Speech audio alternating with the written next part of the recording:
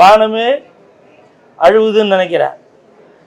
ஏன்னா அவருக்கு முன்ன பின்ன தெரியாது. இருந்தாலும் நாங்கள் இங்கேருந்து எல்லோரும் ஒன்றா பஸ்ஸில் போனோம் ஷூட்டிங் ஸ்பாட்டுக்கு. அந்த ஹோல் டீமும் போனோம், தம் படத்தோட டீமு. அப்போ அவனுக்கு ஃபோன் பண்ணிவிட்டு அந்த ஃபோனை என்கிட்ட கொடுத்து என்கிட்ட சொல்கிறாரு, தம்பி கார்த்தி முதல் தடவை நடிக்கிறான்பா, அவனுக்கு ஒன்றும் தெரியாது, கொஞ்சம் கூட இருந்து பார்த்துக்கப்பா அப்படின்னு சொன்னார். அதுதாங்க, முன்பின் தெரியாமல் இருந்தாலும் யாராக இருந்தாலும் அவர் அன்பு செலுத்துகிறார் இல்லையா. இந்த நேரத்தில் இந்த ப்ரெஸ் மீடியா பீப்புள் அவங்ககிட்ட ஒரு ரிக்வெஸ்ட் ஒன்று கேட்குறேன். அது நீங்கள் பண்ண முடியுமா என்னன்னு தெரியல.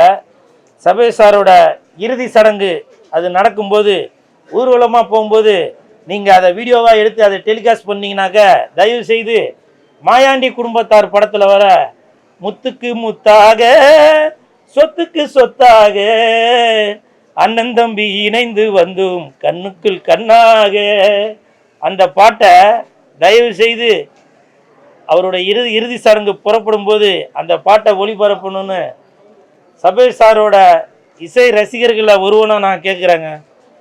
இந்த பாட்டை அவருக்காக நீங்கள் டெடிகேட் பண்ணுவீங்க அப்படின்னு நான் நினைக்கிறேன். அது காப்பிரைட்ஸ் வருமா அப்படியான்ற எனக்கு தெரியல. ஒருவேளை அதுக்கு ஆல்டர்னேட் எதுவும் இருந்தாக்க சபேஷ் சார் அவர் இசையமைத்த அந்த மாயாண்டி குடும்பத்தார் படத்திலிருந்து தயவு செய்து அந்த பாடல் அனைவருக்குமே பிடிக்கும். ஒரு கல் நெஞ்சக்காரனாக இருந்தால் கூட அந்த பாட்டு கேட்டாக உருகிடுவாங்க. அப்படிப்பட்ட அந்த பாடல் அது. சபேஷ் சாரோட ஆத்மா சாந்தி அடைகிறதுக்கு ரசிகர்கள் மட்டும் இல்லாமல் இந்த ப்ரெஸ் மீடியா பீப்புளும் அந்த பாட்டை ஒளிபரப்பு செய்வீங்க அப்படின்னு நான் நினைக்கிறேன்.